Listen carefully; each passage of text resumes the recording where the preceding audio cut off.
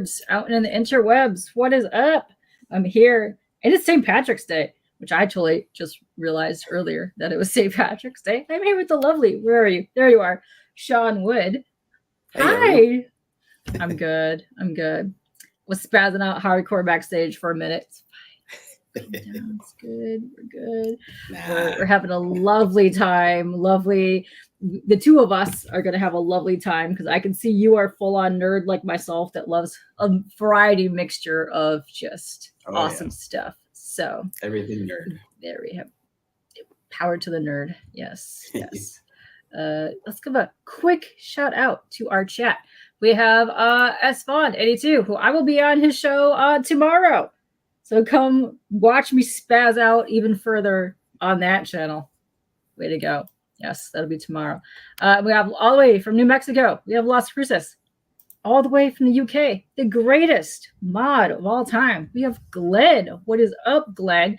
And Glenn has been lovely and already dropping all the links. So there's a link to your Kickstarter. There you go. And then we got Taint in the house. What is up, Taint? He's dropping the Shamrock hot dogs. Let's go, Shamrock hot dogs. Danime has arrived from Canada. Way to go, Danime. We've got John. What is up, John? You get the rocket hands to you, John. You are amazing. Argyle for life, bro. All the way. Also from Canada, we've got the Bleaker. What is up, Bleaker? And we got Boggs. What's up, Boggs? Okay. We have spazzed out the chat. We are talking, and we're going to make it weird because guess what? Boom and boom. Hi, Sean. Hey. Hi. Great. So for the people in the chat who do not know you, give ourselves a most famously introduction of yourself and let us know how much you like hot dogs because this is a pro hot dog stream. So my name's Sean Wood. I am a newer creator. I did my first Kickstarter last year in August and was successful. The Fog with the #1, and I am back at it with #2, and hopefully soon in the future with #3 and more. And hot dogs, I can say my kids just had a bunch of hot dogs for dinner, so that's very current in my life right now. Team hot dog. I was also going to say you are Team Hot Dog because there is a panel in your issue 1 where they're grilled and there's hot dogs on the grill. So yes, you are very pretty much Team Hot Dog in our chat. What is up, Paul? How are you? Yes, and there is a Kickstarter link right there. Which hold on, let me go back here and wait. Oh gosh, so many tabs. Where's the tabs? There we go. I'll be posting my chat myself right now because that's the only way that the Twitter and the Twitch peeps will get the link. It's weird how StreamYard works. Yeah. Yes, there we go. All the socials are all crazy. All of it. You got to get it. It's, you think by now they would make one that's fully integrated for all the platforms at one time, but no, they don't. It's difficult. All right. Hold on. Wow. About do. No. It hit me. There we go. All right. Hi, Sean. So, hi.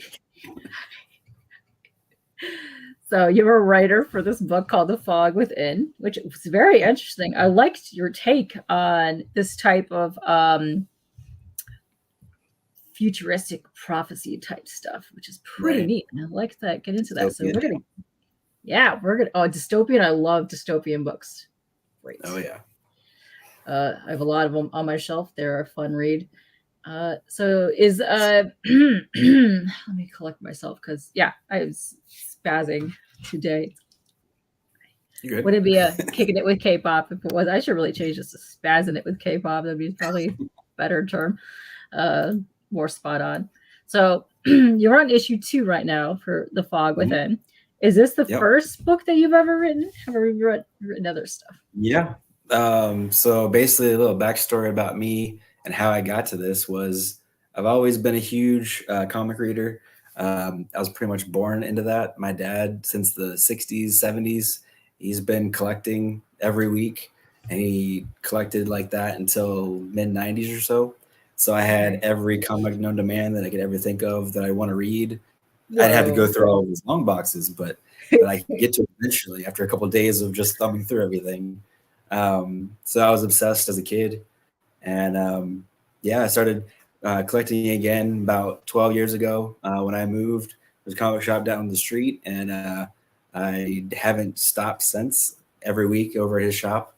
And one day I was reading The Walking Dead Deluxe when it came out a couple of years ago around COVID and everything. And in those issues, Robert Kirkman actually has in the back his outline for each issue and explaining his thought process of what he was doing and what he was thinking about at the time. I was like, oh crap, it's that simple, just to start anyways. So I was like, well, let me look into this and think of ideas.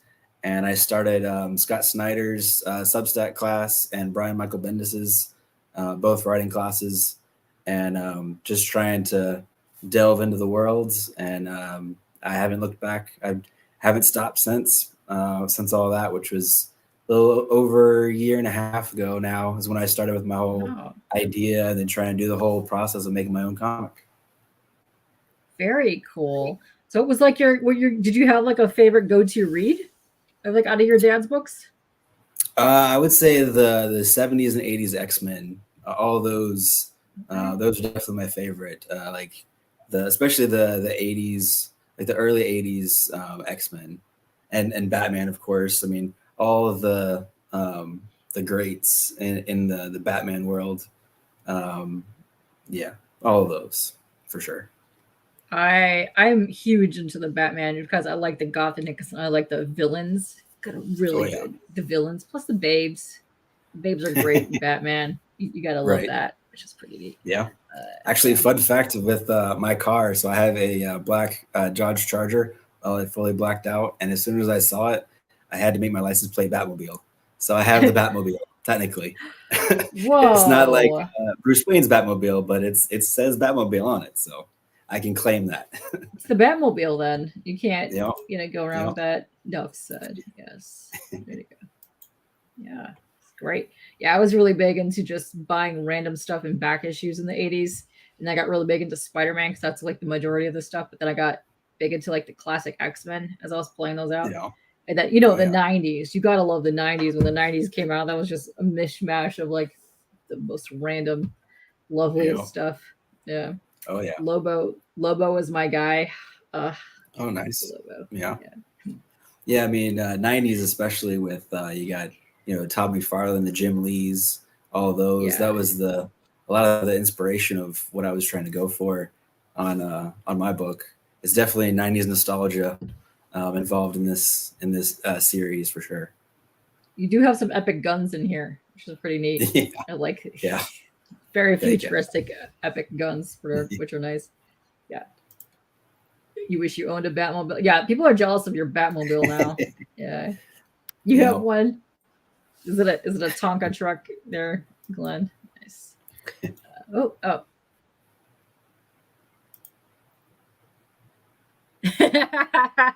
John. Yes, I am actually. I wonder what creator group that could be. I don't know. Actually, you're one of the reasons why I'm on here, so I appreciate it. So you blame him for this horrific catastrophe. No, it's great. Yes, we are very, very chill here. Hey, fine with me. That's what I need. I'm pretty chill, and if I stop talking, then you say something, and I'll be able to answer. This isn't good. We're gonna. Don't put your name on that. Oh, my bad. Oops. Yeah. Okay. 9. Okay. Yeah. Foil embossed die cut cover with the chromium back flipping insert. Yeah. Might have a fold art page or two. I don't have foil, but I do have metal covers for sale on the Kickstarter. So I am trying the metal thing. So that's good. Oh, those are sexy. Even the little bookmarks that you get, they're amazing. Like I have a couple up there on my top shelf. They're pretty heavy duty. Not gonna lie. Yeah. You can scratch them every now and then, but I've dropped that. I have nefarious things to that thing, and that thing is still looking pretty sexy. Yeah, it's great. We'll just codename Argyle you, John. That's I love that. I love Argyle. It's my favorite thing that he has made.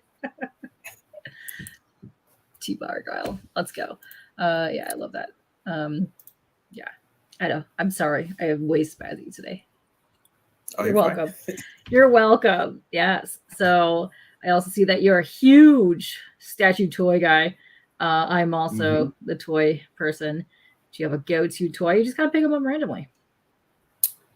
Really, every year it seems like I've seen something online that I'm looking for. Typically, what I do is every con that I go to, which is normally like 2 cons a year, then I have to find something. But I mean, sometimes it just strikes my eye, and I'm just like, oh crap, I have to have that.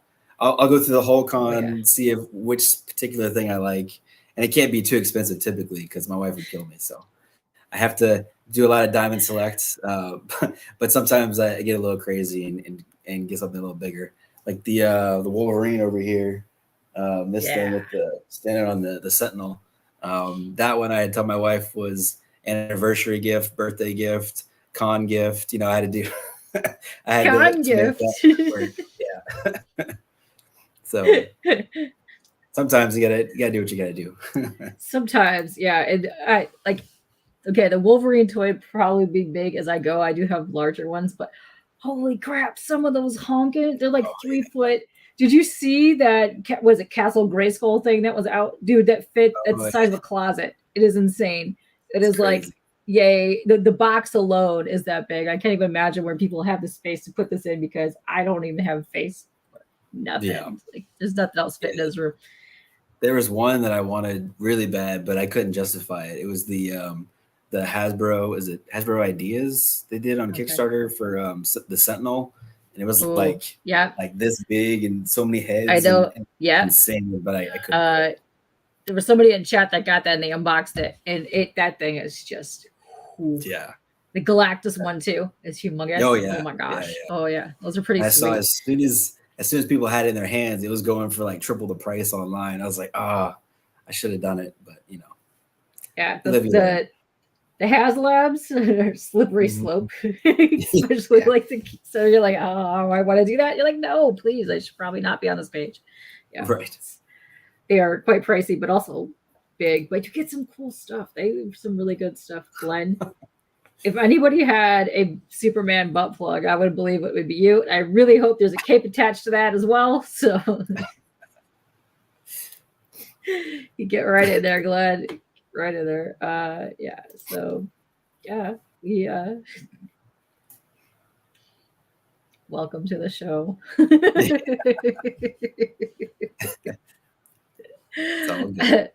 Yeah.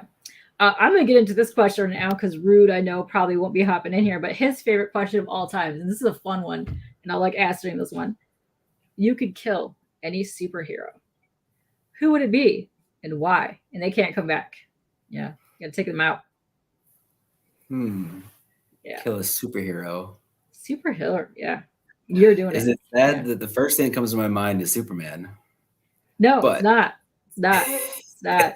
It's not bad at all. It's not bad at all. Yeah. He's been killed many times on this show, actually. So, nice. But I can't. There's definitely storylines where I can get into Superman, but he has too many powers, and his weaknesses are too ridiculous.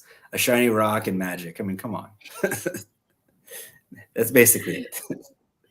Yeah. At least Bruce Wayne and Batman, he's very in depth as a character, and you know, there's a lot you can do with that as a writer, you know, artist. But I mean, they literally just thought of everything for Superman and just gave it to him. We're like, why not just throw everything at the wall? Yeah. So that's why I was hates you right now, but that's okay. It's okay. He's got to go. He's got to go. You know, a lot of people are taking him out. Like Superman at times, but typically, at times. So like, then how are you going to take him out? Oh, the Death of Superman was great. That got a lot of people back to reading the 90s. True. I mean, with the super amped up, you had to buy the poly bag or you weren't anybody in comics, you know. Right. Back then my dad was one of those ones that they got 3 of everything and didn't unseal any of them, you know, because when it says collectors, it's going to be a collector's item, right? It's going to be worth something. It's your money maker. Yeah. You know, we're going to bust them out this year. They're going to go skyrocket, you know. Yeah, but like That's Superman, and I mean, you got when Jim Lee, anytime he touches Superman, some Justice League stuff like Scott Snyder, and I think Jim Lee did that too for the New 52. I mean, I like it when it's that, when it's new and fresh, but not when it's the same thing over and over again. That's what I can't do. Yeah. All right. I like it. I like it. So how are you going to take him out? That's the question. Oy. You know, he has every power possible. So how are you going to do this?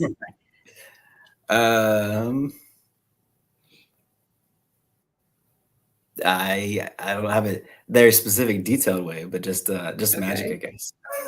Magic in some way. Okay. We've had somebody make him a kryptonite hot dog and take him out that way. That's how somebody took him out one time. Nice. People got creative. They really did not like him on this show, let me tell you.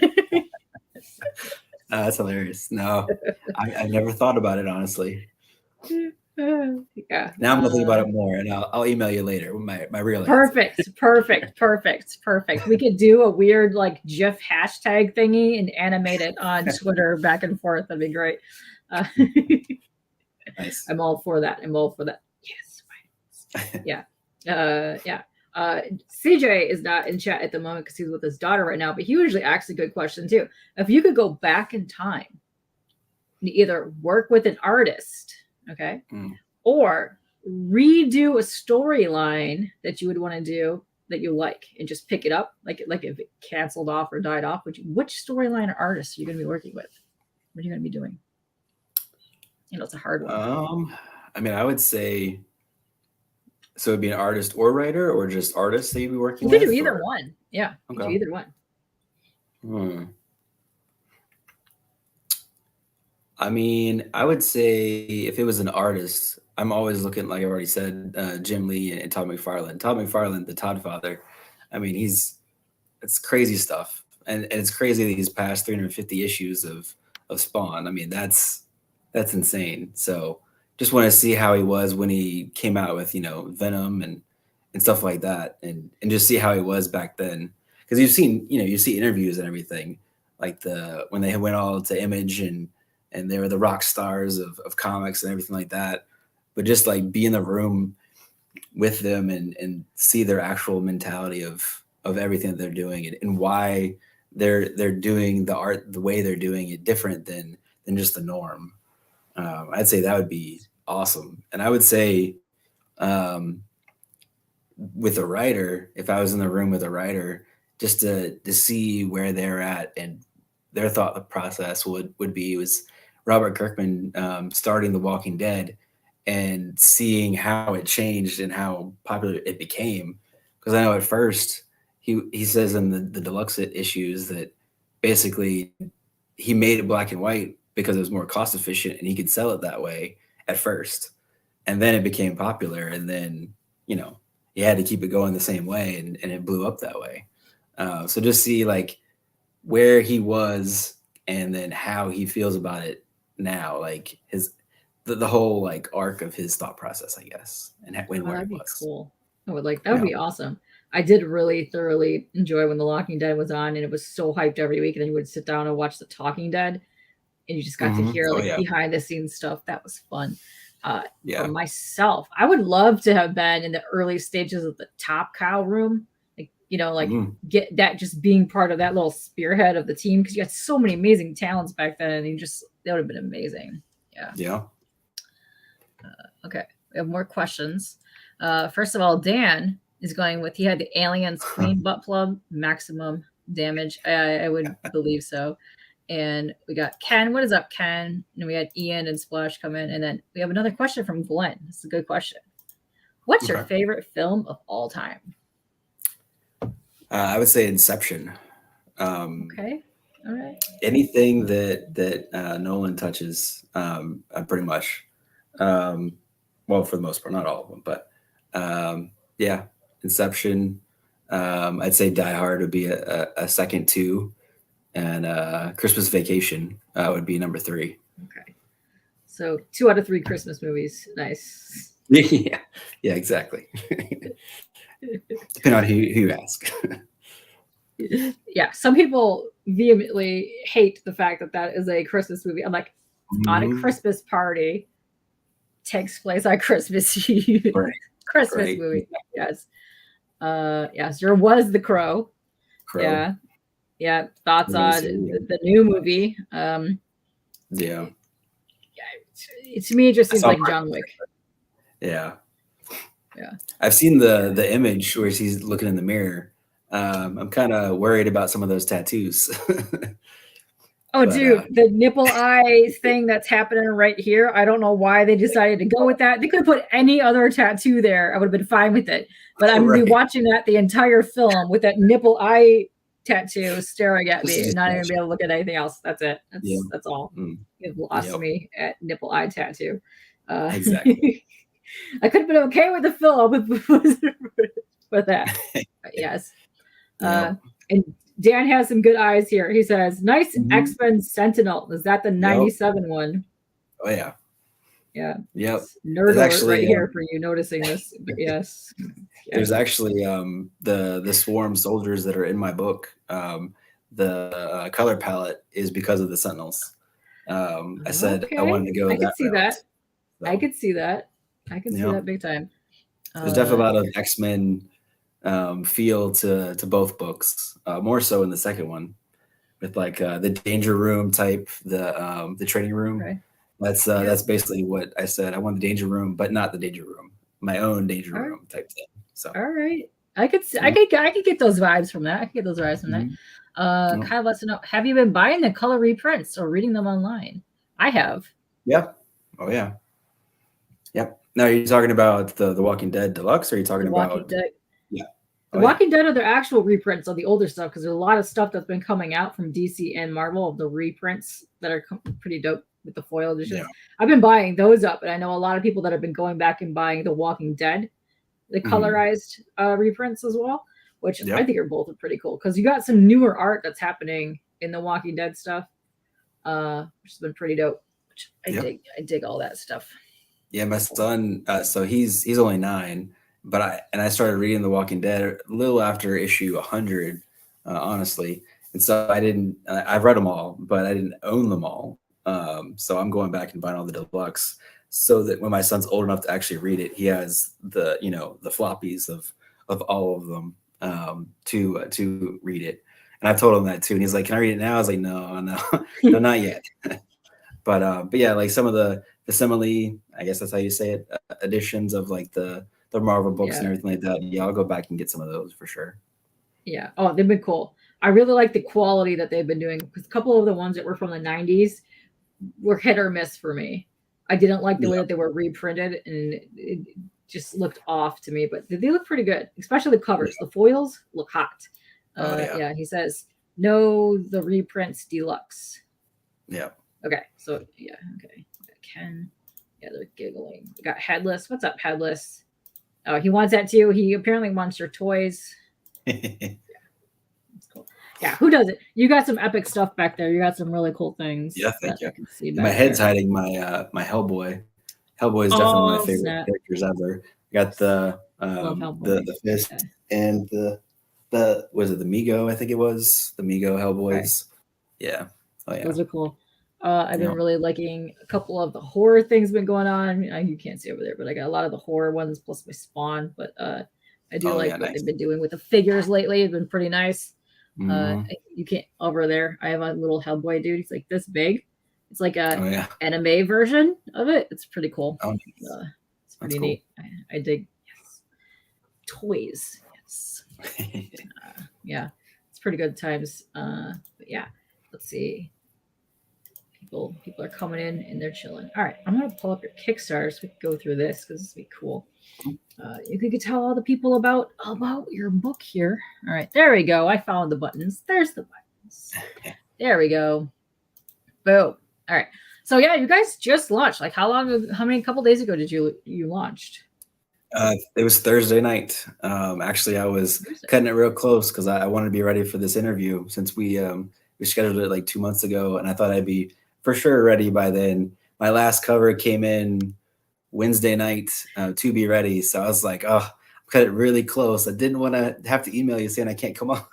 So I opened on Thursday so that I could be here for the interview. So Amazing, amazing. And as you can see, we are so prepped and prepared. On my side, we are the most professional stream that you will ever see on the YouTubes. We have Brian in the house. What is up, Brian? Hi. Yeah. You have a video here. I'll play that in a second, but let's just go over here. You are already, just for launching on Thursday, you're already crushing it right now.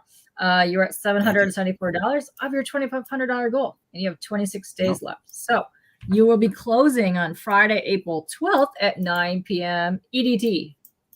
EDT. Yeah. Nice. Way to go, you guys. But yeah, no, you guys are crushing it so far. You're only giving up, what is it? Just a few days. You guys are doing really well. Days, yep. Nice. Yep. Nice. That's awesome. It's been awesome. That's cool. So let's go down here for a second. Let's see. Are these your covers for which issue 1? Yeah, so those are 2 of them. I had 3. The main cover I didn't have on there just because it didn't make sense for what I was putting up. One of my writer friends was suggesting make sure to tell everybody at the beginning that that you've had a successful Kickstarter, so they know that I definitely ship things and I don't say things and don't actually do it. Oh, so, for sure. You got to do that. I'm going to tell you right now, I'd say the majority of Kickstarters I have, but I have, doesn't matter which site it's on. There's still a couple people that will have problems, but like one on Indiegogo that's pushing 4 years and one on Kickstarter that I received half my goods for, but not the other half. And that was from a big time artist, by the way. Yeah. Dang. Yeah. Yeah. I don't Thank you, Kyle. Thank you. K-pop is super boring. I don't even know why I've been watching every video on the channel. It's not like she opens eyes to amazing independent comic books. Thanks, Kyle. All right. Well, good night. I'll see y'all later. No. Thanks for supporting. Love you. You get K-pop hearts. Yes. Yes, it's pretty cool. We're going to get into this because it is actually very dope. I read issue 1 before we hopped on here, and I really dug some of the things that you have incorporated in here that is kind of unique to your storyline, and I am digging that a lot. Yes. Well said. Thank you, Brian. Hey, Matt, what is happening? You will be my guest next Friday. Yeah. I believe it's next Friday. I don't know. I done lost all track of days and times and all that stuff. Yes. You're welcome. So those were for your last campaign, which you successfully launched. And then here's some of your covers for this one. Yep. So that's the first one. That's Hunter. So basically in the first book, Hunter, he's pushed into the future. Well, first there's a catastrophic event that happens in the present. Some kind of explosion. It messes up the town of Brooks, which is completely dry. I like calling it Brooks because it's the opposite. I thought it was funny for myself. But yeah, so there's a catastrophic event. A couple days after the event happens, all of a sudden there's this fog type portal that pushes him through, and he's 26 years in the future, and he doesn't know how he got there or what happened. He was just on a run one day. And all of a sudden these rebels are there to pick him up. And these soldiers that you'll see in a little while called the Swarm is looking for him as well. And these elite rebels kick some butt and get him back to their base and start to train him. So this cover right here, what I'm doing with cover A's on the books is the story covers. So now he's actually learning a little bit of his powers, and he's using that to his advantage, trying to figure out where he's at and how he's gonna save the future, basically. Yeah, because when he's within the fog and they find him, he's very confused. He has no idea what's going on, so he's trying to learn all this stuff as he's going, which is, I like it. It's pretty cool. But I want to give a kudos to your team, because I really like the heavy use of blacks, but I also love the very bright pop and colors that you have. It's so cool. It's a lovely mix. Yeah. Yeah, it's been great. Yeah. And this cover here, I love this. I love this cover. Oh, yeah. So this is how I wanted to see it, but when I saw it in colors, I didn't really even think of it this way until after it was finished. But it's it's very Hellboy-esque with Mike Mignola and Dave Yes. Stewart colors, that kind of vibe. Yeah. I So it I came also out got a great. little bit of Travis Charest in it, just like the way Mhm. that the line work was done. I love it. Oh yeah, Yes, you want cover B. That guy draws like James. So yeah, yeah. There's a lot yeah. of brilliant art happening in this piece right here that I love so much. It's like the Oh yeah. muted stuff happening. Oh, it's so cool. The line work is Mhm. just stellar. Very cool of him. And I Oh yeah. love this one a lot too. I use this for the thumbnail, but that's a very dope piece of artwork. I like what you got going Yeah. on here. A lot of Yeah. cool So visuals. this is yeah, this is Corlo. I saw him from one of the other writers in their Kickstarters, and he does some amazing, crazy, realistic type work. So this is my big bad in the book, Damon. You see a little bit of his past in the first issue, and you see some pretty cool imagery in the first by the end of it. But he has a fog type power as well, and he's had 26 years to perfect it basically. So he gets it around the same time as Hunter, but Hunter just gets pushed into the future and is learning about it right now. So he's had time. He's the ruler of the town of Brooks. Basically, the government has for one, the catch-all events causes infection, and most of the adults are taken away, and the government gives up on them, and they wall up the whole town, and so he takes power with his swarm soldiers, and yeah, and then everyone else is in poverty, and he just takes over everything, and the rebels are out there to stop him. So Hunter is coming through the future, and he's supposed to be the one to stop this regime and give it back to the people, basically. Nice. And Kyle's also saying he's getting serious radiant black vibes in a good way. Nice. Yeah. But yeah, I love this. The work in it is awesome. And you can kind of see like from this side of the face, like what they're like that infection thing that you were talking about, which is pretty neat. Mm-hmm. Yep. It's very dope. It's very dope. And I Thank you. love this right here.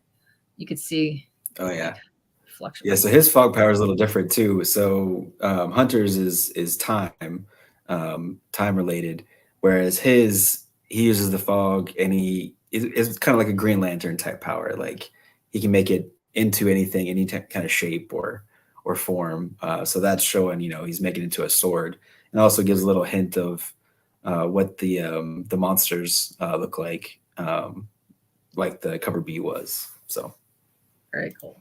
Very cool. yeah. And then here's some interior pages. Like you can see here, like what I was talking about, the heavy blacks, but also the super pop in colors. And I love that. Mm-hmm. And I also love that some of the sound effects that you use in it are very unique to the book, which I loved. It was pretty nice. Yeah, it took a lot of time. Like I didn't think when I started writing, I didn't really think a lot about the sound effect type stuff, but I've had to spend a lot of time just like searching like what makes sense. 'Cause I don't want to just like throw anything in there. Yeah. A lot of things would work, but I want it to be perfect. So I'm a perfectionist, and yeah, definitely way too much time on sound effect, just random weird noises and just making sounds in like my man cave.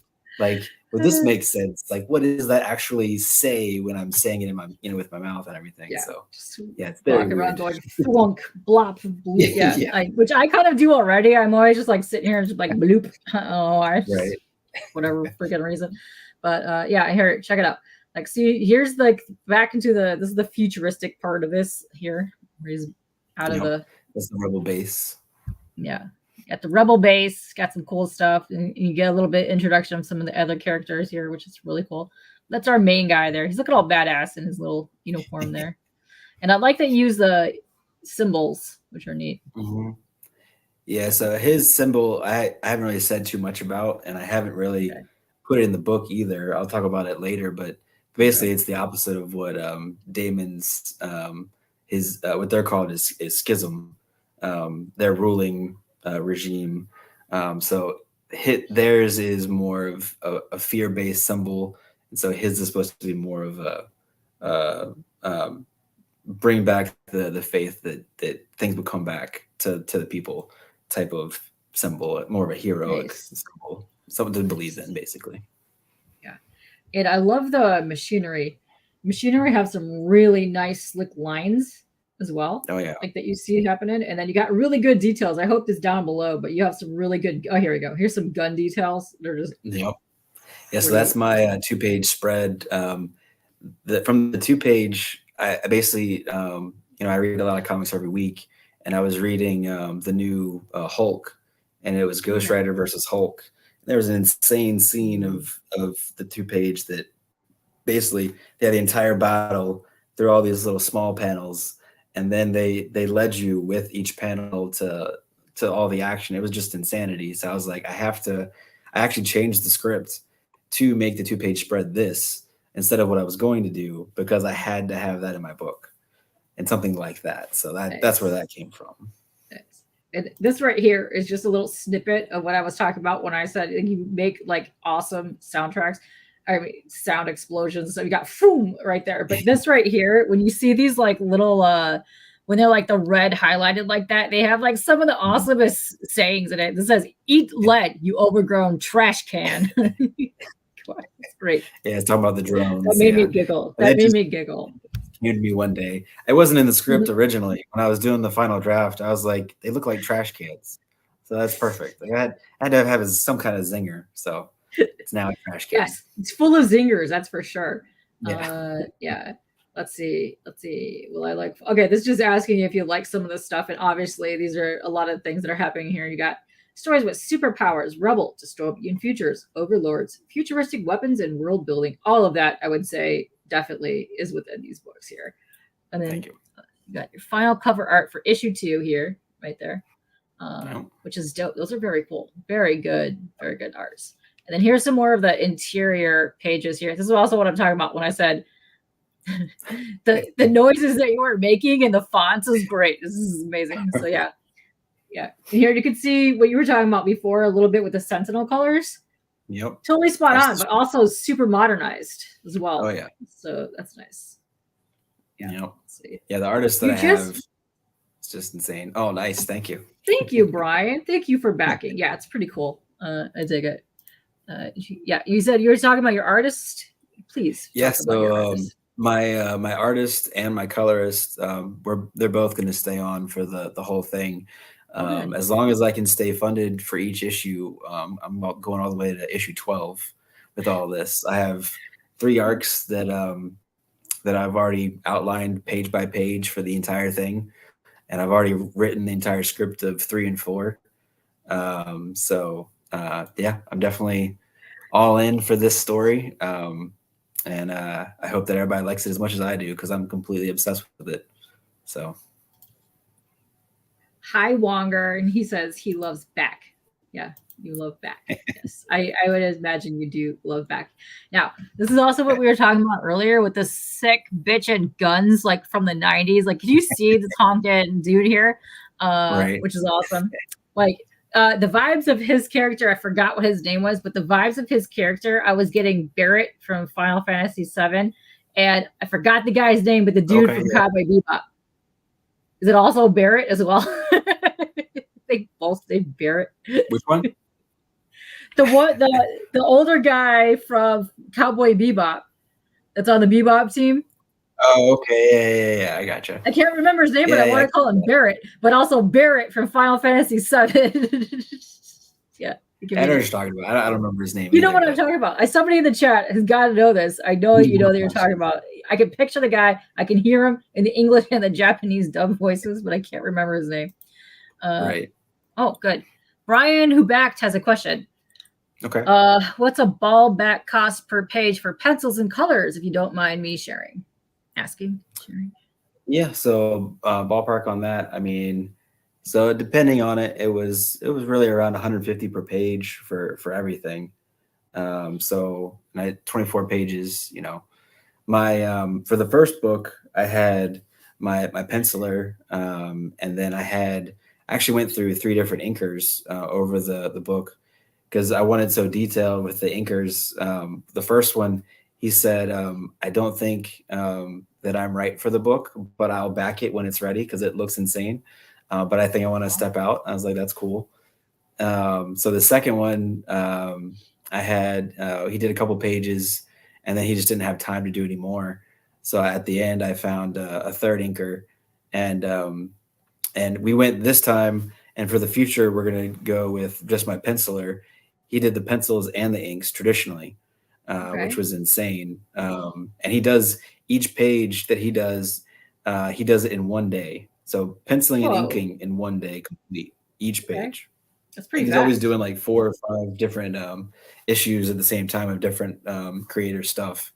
But yeah, it's insane the detail that he has, that he can do it in one day. It just blows my mind. And Yeah. one day he did 2 pages in one day for me because he was behind, and he's like, "I gotta just get this out, so let's do two all on one day." I was like, "What Wow. in the world?" That's intense. That's a lot of work that he's doing, and there's some fine line detail in the art Mhm. that's on here. That's amazing.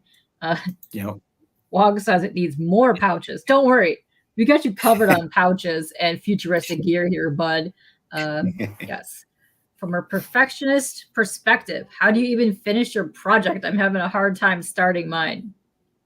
yeah. I mean, the first issue was rough because I didn't know what I was doing at all while I was doing each step. It seemed like every day there was a new thing that I was trying to figure out. So that was stressful, but I knew it had to be out in the world, and that if I couldn't get the first one going, I'm never going to get the other ones going.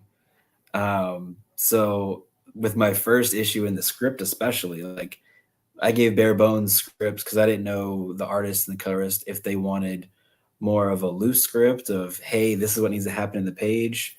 You figure out what you want to do, and then we'll work it out. Or if they wanted detail by detail. And I'm finding out a lot more artists nowadays want detail by detail, which is completely fine with me.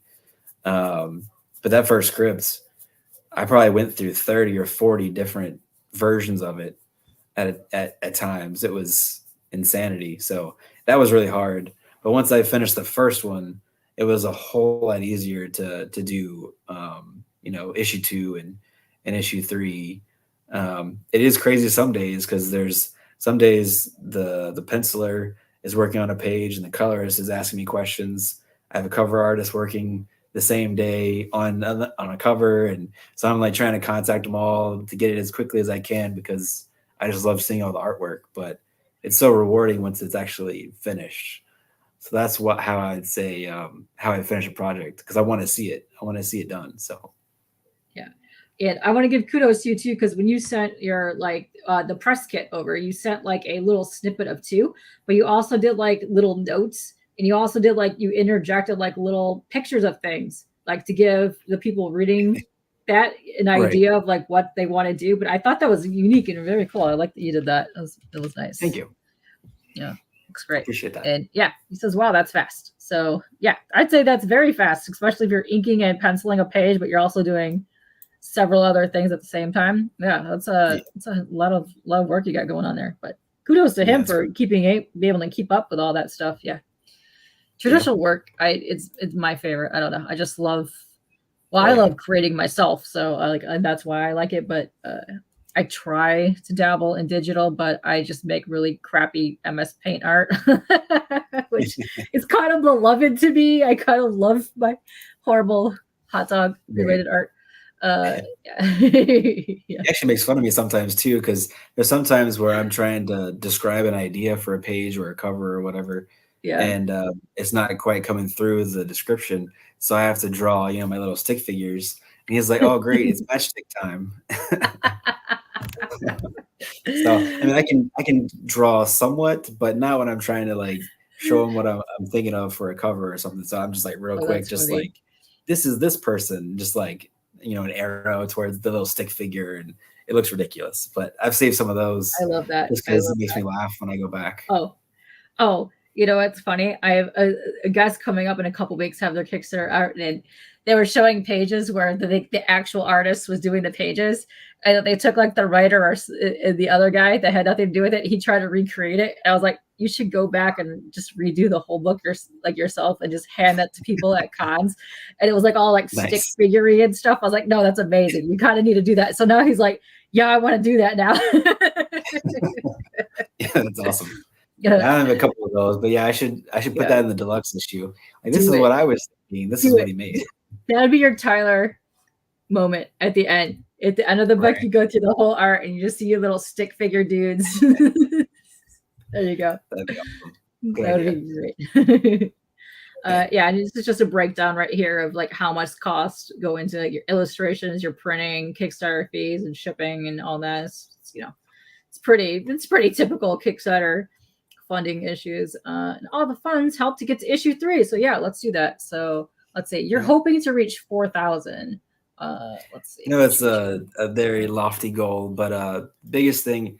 So I always like when they have Yeah. backstories, in issues, and so I already wrote Epsilon, which is the girl character was actually her, the 3,000 foil sticker Okay. that would be in there.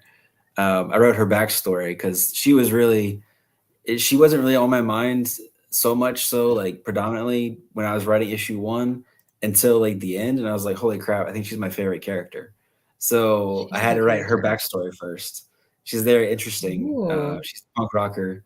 Yeah, I love her Like, visuals. I'm literally, no joke, almost clearing can save outfit right now with the pant. Yeah. right? We'll talk that over. But yeah, no, she's got a good aesthetic. Yeah. I've had a lot of people ask me about her, and why is she that way, and what was my thought on that.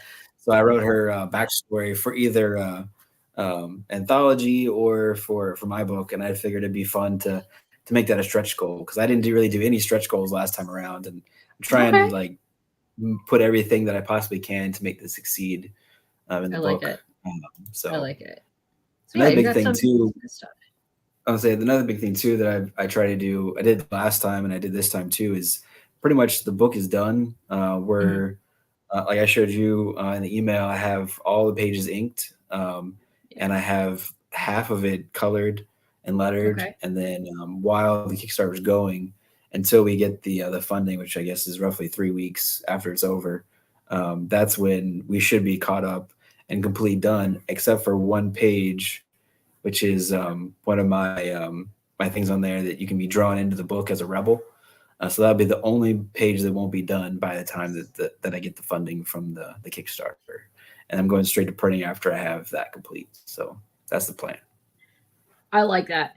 I always tell people this too because a lot of times they don't have a team or it's just themselves and they're working with trying to get stuff done, and you really need to have the majority of your stuff either lined, ready to go, getting it colored in the finishing stages. Because once you jump on the Kickstarter or campaign, I don't even care what platform they're using, that's No, going to take up all your time. Like just trying to promote stuff, get out there, doing these interview type things, whatever, that is going to take up a tremendous amount of time. That's going to delay your project even further. So you kind of either need to have a whole team working with you or just pre-plan so far ahead of your campaign that you have all that going on there. Because yeah, like we talked about earlier, like some campaigns are going on years and they're not finished yet.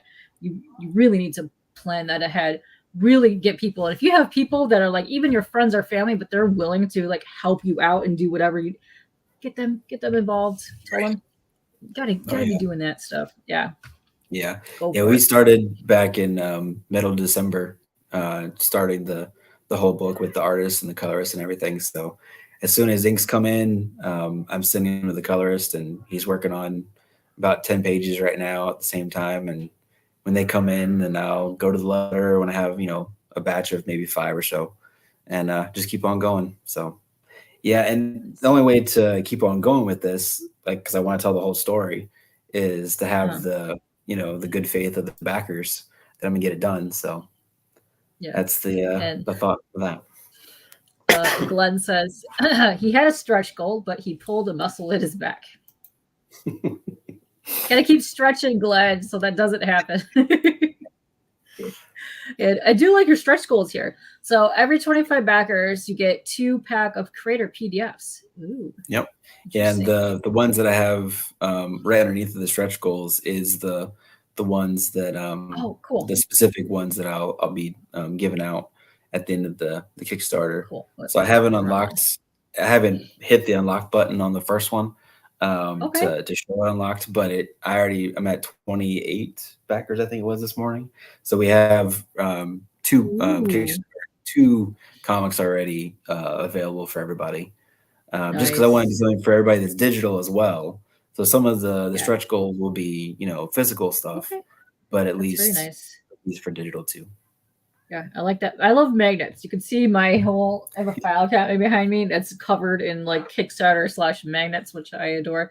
And I like that you're going to get 1 to 2 creator commentary. Explain more about that. What are you going to get with the commentary here? Yeah, so I'm gonna try my very best to sound very professional during like an audio Okay. of my thought process of everything. So more details than what I'll be talking about in podcasts and everything. After Okay. hopefully people read both books and then hear the commentary instead of hearing what I was trying to do, and then it kind of ruins things for the book. But yeah, I've never Yeah. done it, but I know people do it. I have heard a couple on ones that I've backed. So I will take probably 24 plus hours to do like a 30-minute commentary, because I'll keep on messing up and just do my best. We'll see how that goes. Okay. Because you're so well versed in your action sounds, you should also put those somewhere in there as well. Right. Give us I a should good have like a thunk. reading of the book Yeah, as well. yeah, yeah. Whoosh. Go really in on the whoosh, the whoosh. Yeah, gotta have that in there. So these are the comics down here that if you do this, you're gonna get some cool stuff. Oh, there's some good books in there.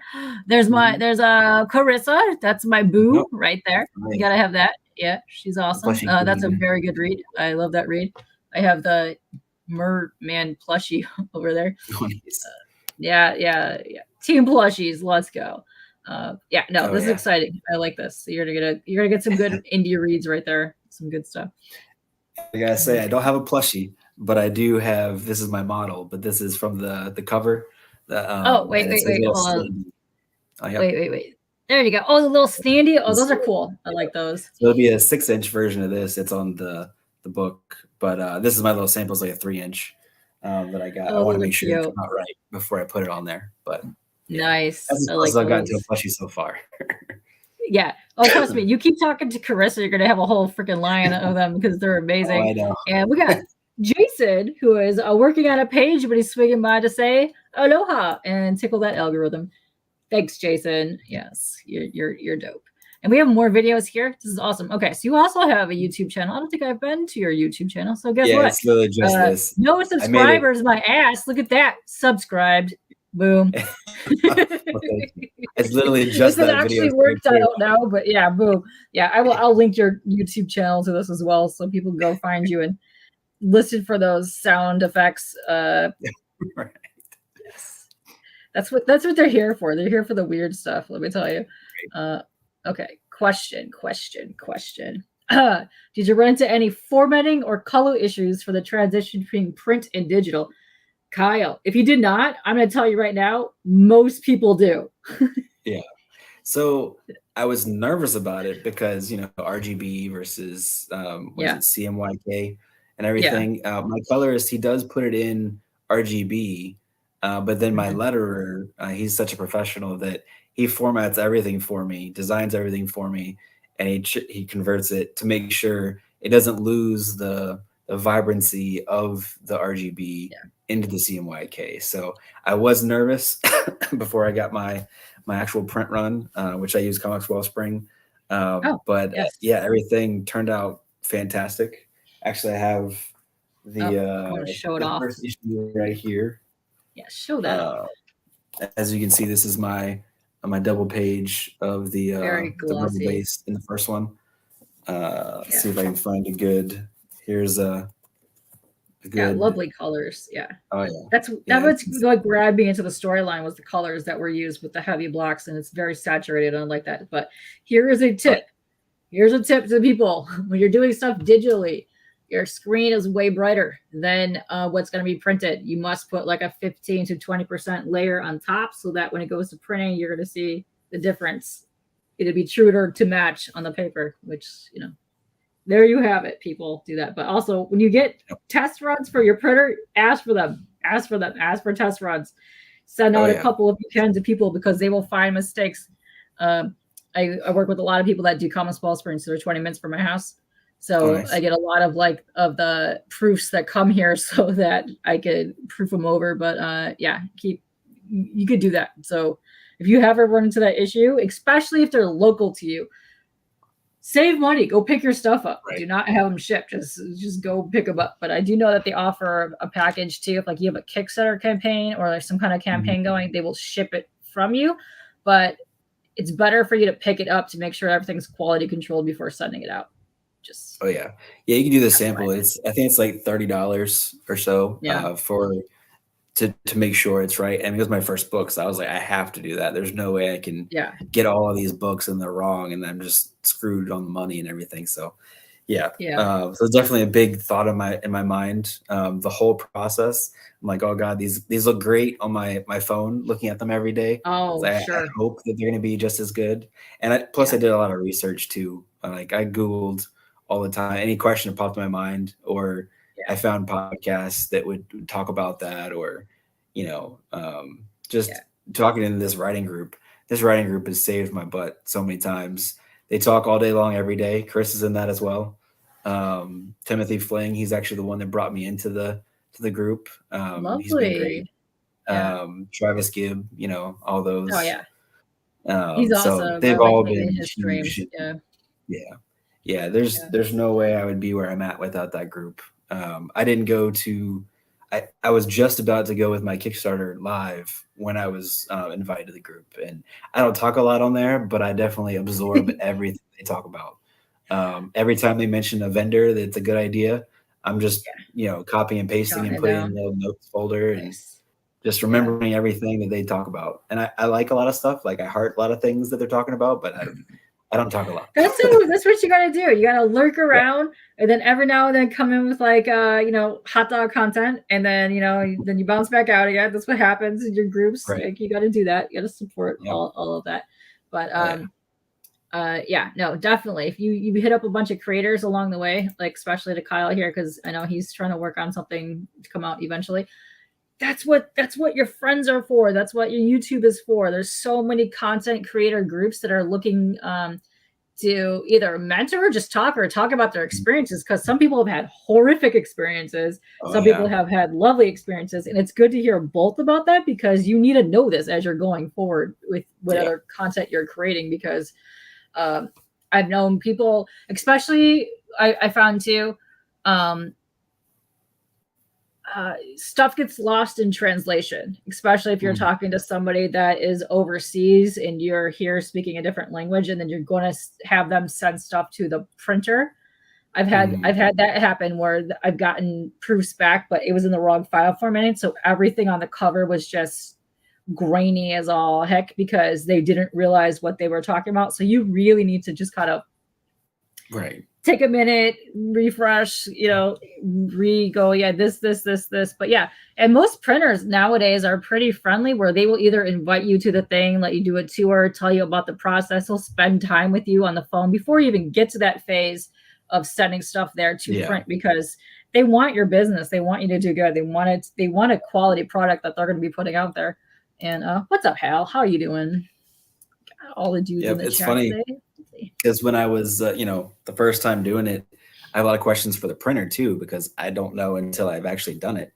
And you get samples too. I got samples from different printers to see how, what it felt like, the weight and everything like that. And there's from customer service at Comics Wellspring, I probably emailed this lady named Melanie like 20 times a week for like 3 months, and she responded every single time. And she's probably like, "Oh God, it's this guy again. He hasn't even bought anything from us yet, but he's asking all these questions." So it definitely made me feel better that she was able to answer, and if I need to do something different. They're there. One thing I came into issue with when I was printing was, which is really a minor thing, but it made it look amazing. What they suggested, my trading card is the swarm, that picture that's from the first issue, and I wanted to do spot foil. Yeah, right there. I just cut out just the swarm right there and put the logo of the Fog Within on it, and I wanted to do spot foil for the eyes. You know how they're glowing and everything. It's red spot foil, and to do that you have to use Photoshop and do a layer that just shows just that, and then send them the whole file as well. And they came back and they're like, yeah, that'll look okay, but you maybe just want to go just full foil on the trading card itself, or chrome. And and it turned out amazing. It looks very professional, and it would have looked, okay if they just went with exactly what I said. I said, yeah, y'all are the professionals, y'all see it every day, so of course I want to go with what y'all suggest. Yeah. So. Yeah, the eyes and the color chroming for that would look really cool because it is very metallic-y anyways. So that would have looked really good for a chrome. Yeah, and the lines that coming out of the glow, they were too thin for them to do the spot foil and everything. So that's what they were saying. It wouldn't look right. So the lines wouldn't be a spot foil, but the eyes would be. So it'd be kind of off. So yeah, I'm glad that the way they came out though, for sure. Nice. Okay, let me go back down here because we were at this video. So you got the rewards here. I like how you have a good mix of rewards here. So let me go down here. So you could just do if you guys just want to pledge an amount without getting reward, you could do that there. And here you have a $5 digital for issue 2, which is 24 pages, that's actually a pretty good one. $5, not bad at all. Yeah. And then digital catch up tier for issues 1 and 2. You can get that in there. That's awesome. So that's that one right there. You want a physical copy for cover 8s, 10. Wow, and you're shipping globally. That's nice. So let me just click this and see how much. Okay, so US shipping is $5. Wow, you're gonna do global shipping is $10. That is so I dope. put on there Australia and I put the rest of the world. I think rest of the world was 10. I think I put Australia either 15 or 20. I can't remember. That is a super good deal on shipping. Yeah. Well, I saw what it actually shipping was when I did the first one because I really didn't know. And I think I was too high on really everything because like my digital I did was $10, which now I know is way too high. And then to cover myself because I didn't know how shipping actually would be, I did it, higher. But now I know what the US was when I was actually shipping it. And I really just want to get the book out there too. So if I'm losing a little bit on the shipping, I just want people to see it. And the more people that see it, bigger it can be. So it's really about getting in people's hands and just making sure that people know what the Fog Within is. Yeah, it's about getting new backers and new people there to follow your project as well. But yeah, no, that's a fantastic deal, especially for $10 to get a book out there, because normally it's like you could get into 30s and 40s. Like I shipped something to Canada the other day and it was like $37. I was like, say. Yeah. But let's see. And digital deluxe, what is it? Oh, we get various pencils and inks for behind the scenes commentary. Oh, that's really cool. So for $2 more, you're gonna get some. Oh, no, for $7 more for the digital one, you're gonna get some cool backstagey stuff. So you got some concepts. Yeah. Is it? Are you doing B and C covers? Are they limited? No. So as many people as want it, I will do as many as I need to. Okay. So we're just going to print on demand for that. Nice. Mm-hmm. I really like that orange. That's a really cool cover. I like that a lot. And then for issue 3, so both variant covers are both $15. So that's really neat. Mm-hmm. And then if you want physical copy of issue A, 1 and 2, so for both copies, you're going to get $20, which is, it's awesome. If you want all 3 covers, you get $35. Nice. Very cool. Oh, retailer bundle. Nice. I'm a huge fan of the retailer bundles just because I know a lot of people that like to back them, like myself, and then do giveaways for future on. Nice. Like that's kind of stuff that I like to do. And then I know some it's weird, like they'll like make you verify that you're a retailer in order to even get that bundle, but it doesn't make any sense because if you're trying to buy more than 1 copy, just let people buy more. Because you know how difficult it is to add a second copy to your order, depending on where you're at. And then what is up? How are you doing? I really like your profile picture. That is a cool profile. What's up? And if you are just joining us from the Twitchy Poo, here's a link so that you can check it out if you want to go check out this Kickstarter that we're talking about right here. And we are here with Sean Wood, who is the writer of The Fog Within, and that's what we're going over right now. But yeah, I'm a huge fan of the retailer bundles. That's where I usually back those because it gives you guys like a little extra boost in like the money that you need. But it's also a good way for people like myself. Like I do giveaways for the retailer bundles, which I think is cool. Nice. Yeah. Last year when it was going to ship was December, so they're getting it right before Christmas. So a couple of people, they got all 3 covers, or they got, the smaller, the savvy retailer to get 5 issues, and they were giving out as gifts for people that nerds like us. So I was like, I'm all for it. gift the nerdish. Also, this tier right here for $45, you get the copy of the book plus your shirt, which you are rocking right now. Would you like to model this? Look at this. Boom shakalaka. There you go. Yeah. It's from the first issue. I actually bought it just for myself while I was doing the last Kickstarter. And I was like, no, this is too cool. I've got to do it. I'm going to do I already know what I'm going to do for the third issue. It's going to be another page that's already been done. But yeah, I love this shirt, and I get questions about it all the time out in public. So I'm all for just talking about it. If anyone will stop, I will definitely talk their ear off. Amazing. Also, I like that you have more than one retailer tier. So you have retailer one that comes with different covers, and then you have one like, let's say if you want 5 or whatever, how many that is in one tier. So that's cool. I like that. You have a couple actually, so that's nice. And you get the so bigger retailer tier or the smaller retailer tier, just however I can get it more books in people's hands. Yeah. And then nice. Okay, so if you want metal covers, so if you want a physical metal cover, copy A is $45. That's actually a decent price. The same thing with B and C. Those are good prices for metal covers because they look fancy. This purple is gonna like super pops on there. That one's gonna look cool too. It's actually gonna look, when you flick it back and forth, it's gonna look like his powers are glowing, which is gonna be dope. Yeah, I'm definitely getting a metal cover for myself. So we got Hale here who just backed the digital 1 and 2 tier. Nice. Thanks, Hale. Nice. Thank you. And then we got Rick in chat. What is up, Rick? How are you doing? We were talking about your Kickstarter here. And let's see. Hold on. Let me catch back up here. So all in package for $55. So you get physical copy. You could select one of the 3 covers when the campaign ends. And what's the difference? You could add on some other stuff. But what is physical copy of the flag within number 2? Where's that one at? 55.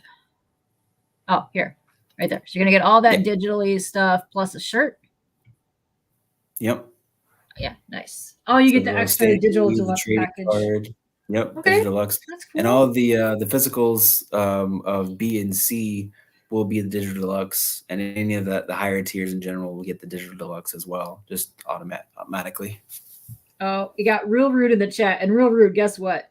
We have already asked him your favorite question, and who do you guess he selected for taking out most harmfully?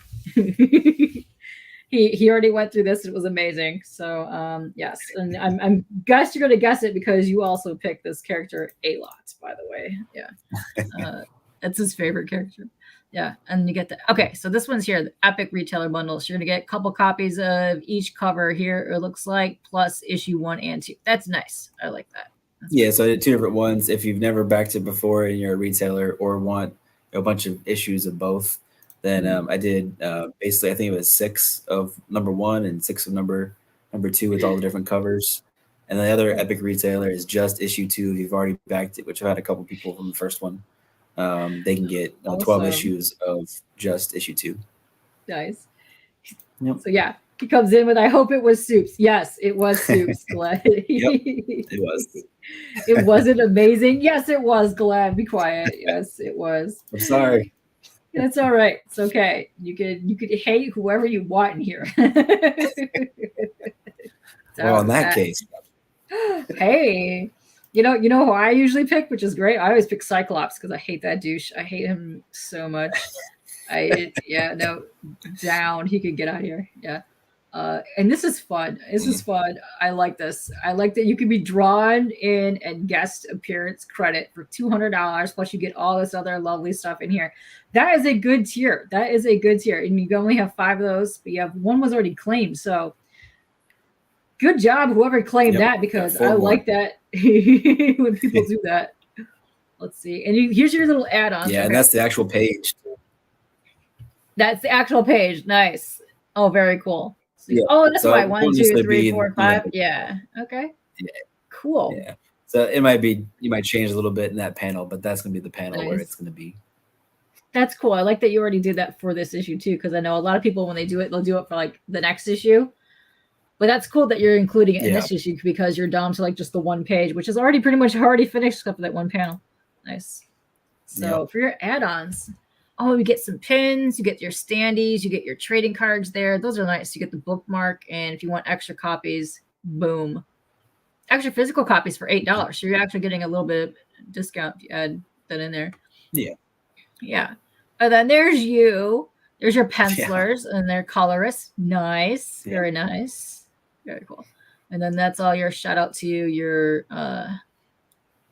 variant cover artist. Nice. And then here Yep. is your dates that you have planned out. Nice. I like when you guys put this in here because some people do not. And then people are always like, I don't understand what happened. What Right. where did my thing go? Yeah. Oh, hey Scotty, what's up? How are you guys doing? Oh yeah, so there's your Kickstarter. We're gonna go back up here and boom. So yeah. Yeah, you did get a couple more backers while we were talking and spazzing Nice. out together. That's awesome. Yes, so I'm actually going to unplug, so you're going to hear yourself for a second, and we're going to watch your video here because I know this is I really need it. I'm in the process of swapping over everything to this laptop, and nothing works. This is weird. So yes, we're going to go old school on it and go like that. Then we're going to pause it because that's just the way it goes. We're going to go large screen. Yay! Okay. Let's go. This is a cool trailer. I like what you did here. It's very action packed. So I can't even get rid of that because it's going to turn my mic off. I don't understand the controls for this laptop. It's very bizarre. It keeps muting me.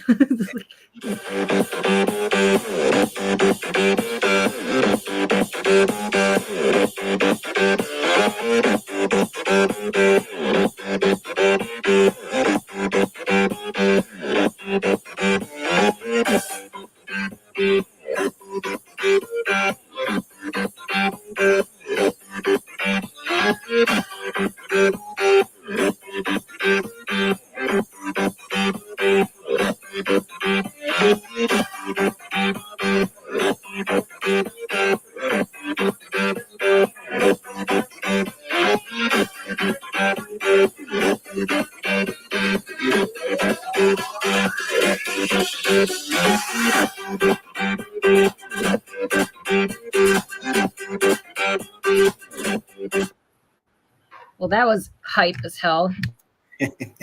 Thank you. It's fun making that video. I'm definitely not a professional by any means, but I enjoy doing all the crazy stuff in it. Yes. Okay, I'm not kidding. Serious Radiant Black vibes. You know, nice. Yeah, no, it's good stuff. I really enjoyed the first book because I read that and I got to read part 2. So yes, got on here and the art's great. I like the art. My favorite panel here though, besides the covers are great, but my favorite right here is just this guy stopping in the middle of all the chaos just to look down. But right. Look, you see the guy's face? I love his face. That's one of my favorite panels. Well, funny thing actually with the drawn in page, there's a guy named Gary that's being taken by the swarm. So he wasn't a character before my son saw the pages for #1. And there's this, I don't think I have the sticker with me, but in my add-ons is the sticker. It's called the Gary sticker. Is this random guy screaming when Epsilon shoots her a sniper. Yeah, let's see. Right this there, guy? the Gary sticker. Yeah, there so it is. That Gary sticker was made because my son became obsessed with this random screamer in the first book, and every night before bed he had to see Gary and blow up his face. He's like, "Hi, Gary. How are you, Gary?" That's adorable. I told him every issue that I make, there's going to be a Gary page. So this time is the drawn in page, and I might keep that up, and whatever drawn in page is going to be That's Gary hilarious. on there somewhere. That's hilarious. So, I like it. So now he's a character, and I told my my artist for his Christmas present for my son, he wanted a Gary T-shirt. So I have a bright orange T-shirt with just this big face of Gary doing that pose, just and he was obsessed with it. So I sent him a picture of my son. He's like, "This is your biggest fan on Christmas Day," and he just thought that was the funniest thing ever. Amazing. That's hilarious. That kid has taste. I like it. Oh yeah. Look at his face. That's amazing. Yep. And my coworkers at work, they all have the stickers, and one of them has it on his car, and they're like, "Yeah, that's pretty cool." Like now, I want to be a Gary fan. So Gary is famous now. He's gonna be slapped all over town now. He's just with his face just on random bits all over the place. Yeah. No. Kyle says that Radiant Black is his second favorite book. Wow. That is a Thanks. super huge compliment coming from Kyle here. Well, Appreciate it. Yeah, but yeah, it's good. I really like it. I like the story, and I like it's especially when you read issue 1, like how can I say this? Like I said earlier, it's very unique how some of the things end up happening. Like, you know, like people are talking about, oh, prophecy and this, and then how Hunter comes along and then he's trying to figure out what's happening and all this stuff. But yeah, very cool. Yeah, I didn't want to be super obvious too. So Yeah. like sometimes you have exposition saying, hey, this is 26 years in the future or whatever. And I wanted, it might be a little naive being the new writer in me and everything, but I wanted the person reading the book a little confused, just like Hunter is for a little while. I did change it a little bit to be a little more obvious, to make sure that they're not too confused, that it's enough to actually understand what's going on. And actually, funny thing is, the reason why I changed a little bit. So I'm in Scott Snyder's class for writing, and I finally plunged into a little further into his class, and now I actually talk to Scott Snyder once a month. And before I went to print, I showed him the completed book, and he made a couple of very small suggestions that made it immensely better and everything. So now he's reading each thing before anybody else does. So he's read up to number 5, and he's read all the outlines.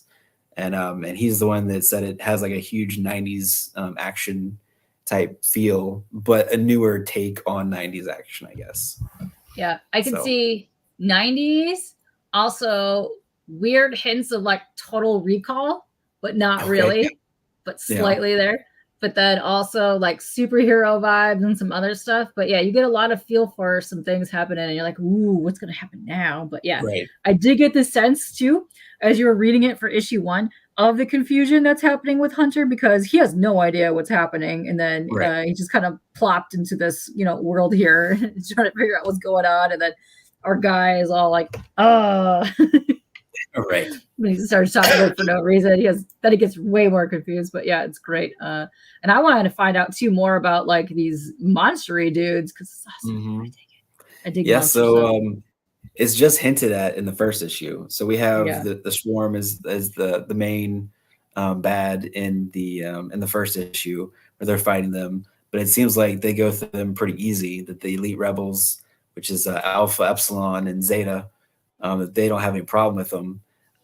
So I wanted to put something in their way that makes it a little harder for them. And you saw in the inks, what happens. It seems like everything's hunky-dory and fine until the monsters come into play. And that's when it got insane. And I really love number 2 once it gets to that point with the monsters. In the first issue, I hint they're called the pets. One of the characters, he's saying that the pets are ready.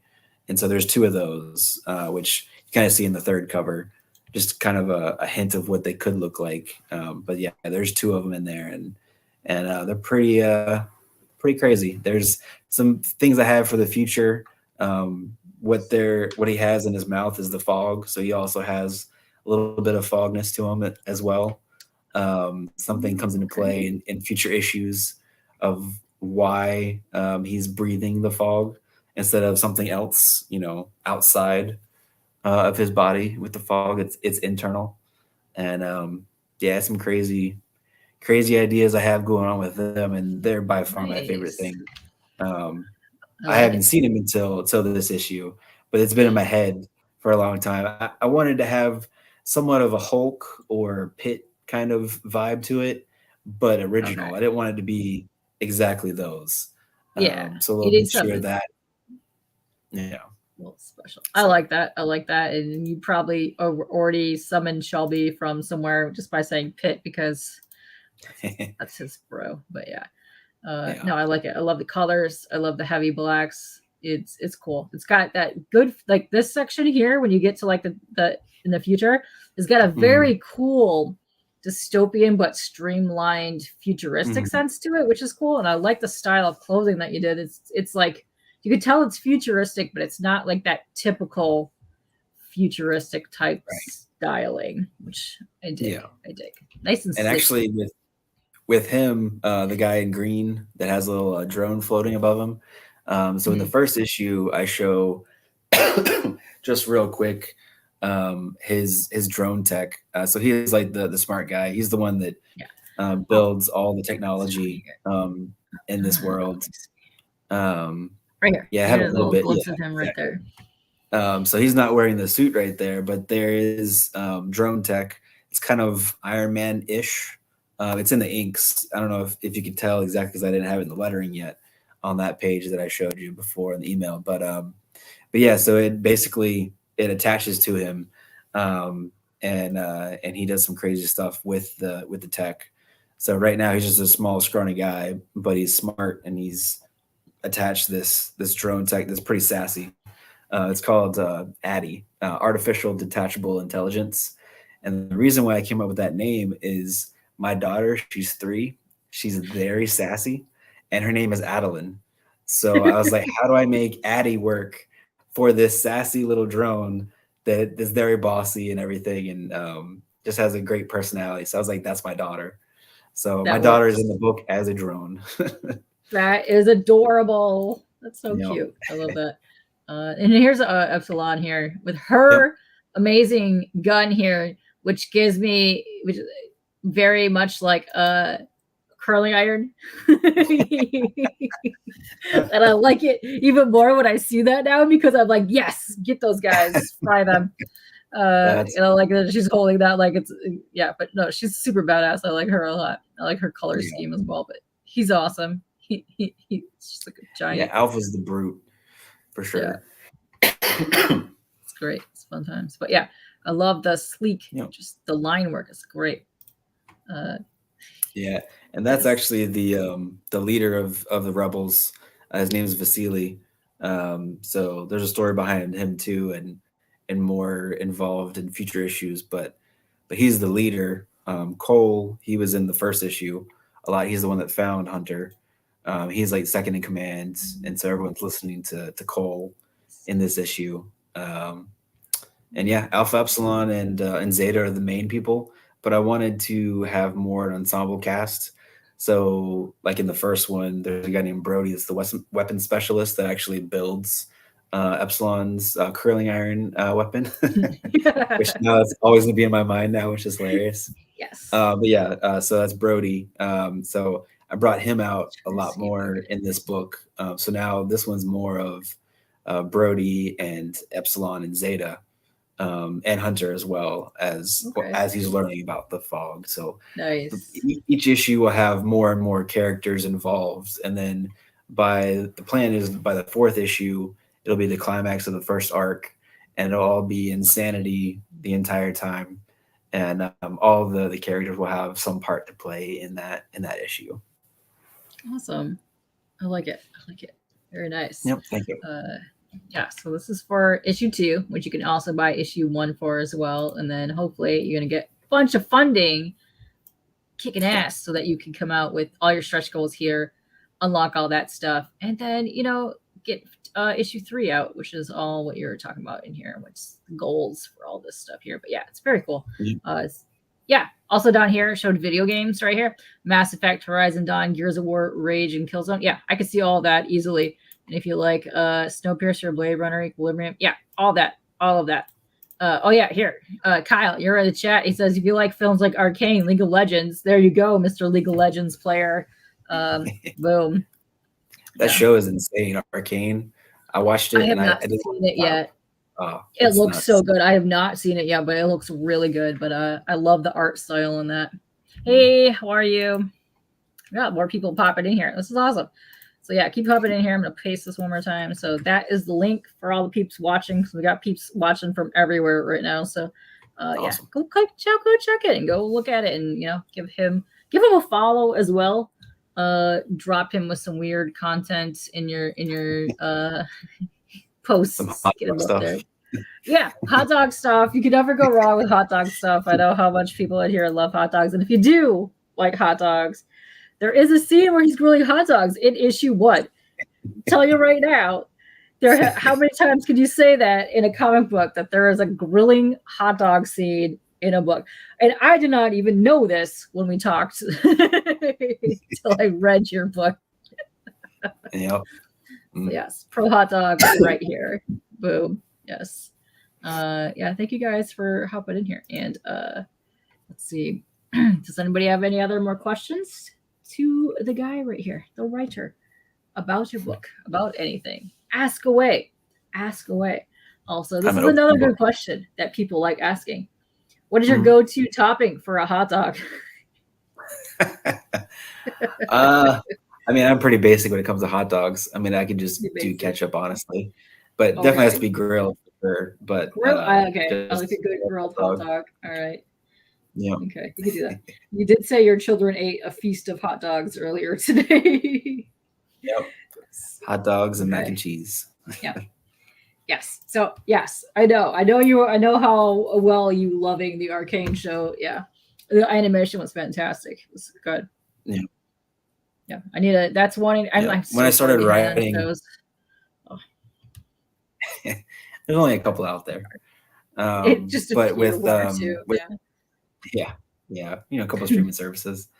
But when I see shows now and see movies, I see it in a totally different light after I started writing. And now I'm jealous a lot of times. I'm like, oh, I wish I came up with that, or oh wow, that's amazing. I wish I was one of the writers for that TV show, or whatever. Yeah. But it's a whole different world once you start writing. You realize things that are going to happen. Like, you can always guess things, just in general, but there's a whole way and reason to write things. So it's very interesting after you've written something. Hang on one second. You need to get some sleep, Glenn. All right, take it easy. And thank you very much for dropping all the links and hanging and asking your questions. And I'm sorry that Soup's got it tonight, but not really. Yeah, I noticed you did stop a little bit after. No, I'm kidding. Here, fine. You love Korean pop songs. Well, then this is the channel for you, because that is my name, K-pop junkie. Yeah. Which is hilarious to me because it has nothing to do with comics. And then I make all these guys be like, constantly have to tag my name, K-pop. Right. Which is also how my fartest feature came about, because my #1 most typo name of all time is K-poop. And I kind of just ran with it. So. Hey, you got to. Yeah. When you hear it, you're like, oh, okay. All right. Nice. I also into the anime and the J-pop as well. So shout out to my peeps. My favorite con of all time is an anime con, and full on. Man, you think you guys in comic cons know how to party? No. I tell you, an anime con is a party from Thursday till Sunday. It's 24/7. Yeah, there's raves. And, yeah, it's amazing. Yeah. Speaking of which, will you be at any cons or anything for Free Comic Book Day coming up? So I haven't made any official plans yet. I do have something locally at one of our libraries that I'm trying to get with. There's probably 10 or so indie guys around our area, and they're trying to do little workshops at the library. Okay. I might be going to, I think it's called 4-State Cons with another writer in Maryland next month. I think that's what it's called, 4-State. I just literally talked to him the other day about it, and we haven't finalized anything. But once I have issue 2 in hand, I will be actually trying to do some, more close to home type cons. Since I haven't done that at all yet, I just felt like having one issue wasn't enough. That if people want more, they won't be able to have more right now, and then, it's not enough. Yeah. I think a lot of people are in that stage where they're just kind of starting off, but they don't want to go there. And it's also a little bit overwhelming. So if you are going to go, bring somebody with you for your first couple of times. So that way you get the spiel down, you get the gauging around what's going on. You can watch people watch your move type thing. And then you'll be full on con, whatever. Then you run into the same buttholes every single time. And you're like, oh yeah, I'm going to go get my shit. That's how I met half my people. I run into them all the time at cons. And some of them actually, a couple of my guests that have been on, I've been running into at Free Comic Book Day for about 15 years now. Uh, Wow. so they have a whole little circle of dudes that are beloved to be in. I'll be running around with soon because they've got a couple cons coming up. But yes, Yeah. I know what you're talking about. Yeah, I can hear that song in my head right now. K Poo Poo's Orange. Yeah, it's correct. Yeah. It's how far this feature was started. Oy. Yeah. It's also a giggle when they come on because a lot of people are so nervous to do these things, and I'm like, bro,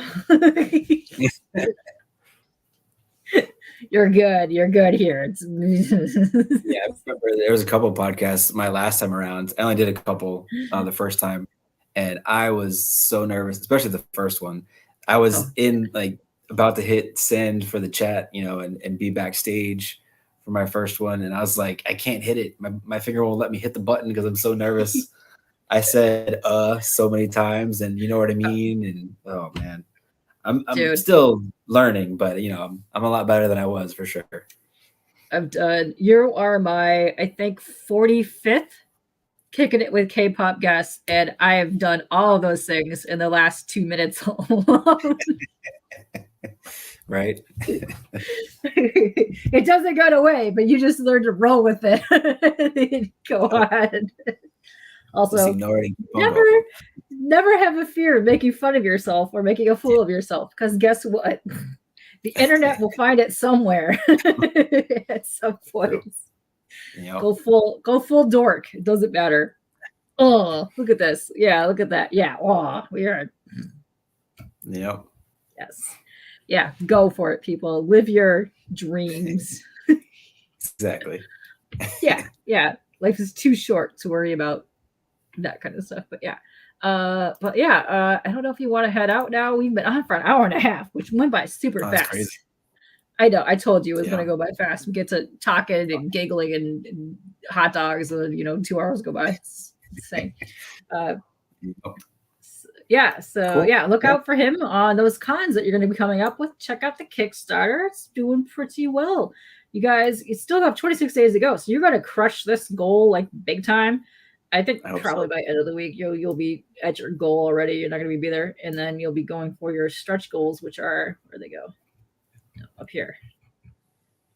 There they go. Boom. All those stretch goals. We need her. We need that sticker because that's going to look sexy. And then next time you're going to have to do the curling iron to go next to it. Right. See, the sticker is actually kind of it's a piece from a cover for issue 3 too. So that's part of one of the covers. So just a little hint of what's coming. A little hinty poo. Nice. Yes. Go check out Epsilon. She's hot. Well, there she is too, right there. Bam, bam. Yep. Curling iron action. And then this one, I love this. It was just yeah, I love that. Yeah, she takes on a drone. Come on. Yeah, I told you, sound effects on point in this book. Amazing. Yeah. Great. So very cool. I dig it. And thank you very much for joining me. But I'm gonna go get some food too. It's been an hour and a half chatting with you. Your channel is terrible. This is facts. Let me tell you. I don't even know how long ago. That might have even been 3 years ago. We did a stream on his channel one time, and it was one of the first times I had my face reveal on it. And we did an OnlyFans stream for like 10 minutes, and our cameras were just pointed at our ceiling fans. So nice. Still one of my favorite streams to this day, Kyle. He's great too. Also, if you ever need a dramatic reading of your book, but also hilarious done, by the way, contact Kyle here and he will gladly do that for you. Nice. Get it done, Kyle. Sounds good to me. Yeah. No, that's fun times. All right, let me go over here. Yeah, let me close this. There we go. Oh, our faces. Oh, no. Now we're back. Too close. I know. It's like, oh. I don't even care how far back I am. I feel like I was like zoomed in on my head, and I'm like, why is my head so huge? I don't. Why? But yes, thank you. It was very fun hanging with you and getting to know more about your book and your writing and everything. And I had a lovely time speaking with you. And Hey, I know I have a big head. Okay, listen. Hats pop off my head. Okay, it's a thing. It's terrible. Yeah, it's awful. Yeah, I know. It's just. It's okay. It's okay. It's okay. I learned to live with it. Yes, good times. Thank you guys for hopping on and chilling with us for a while, and all the people that back during the stream. So thank you very much. And we are going to get the hell out of here and go get some food. And yes, it is filled with hot dogs. Thank you very much, Tate. Thank you very much. Also, don't forget to watch me Monday. I don't remember what time it is. My brain is dead, but Scotty Vaughn show on Monday. Come hang with me and spaz out even more. Yeah, let's go. We're gonna get out of here. We're gonna just go. Bye, guys. Thanks for everybody. Appreciate it.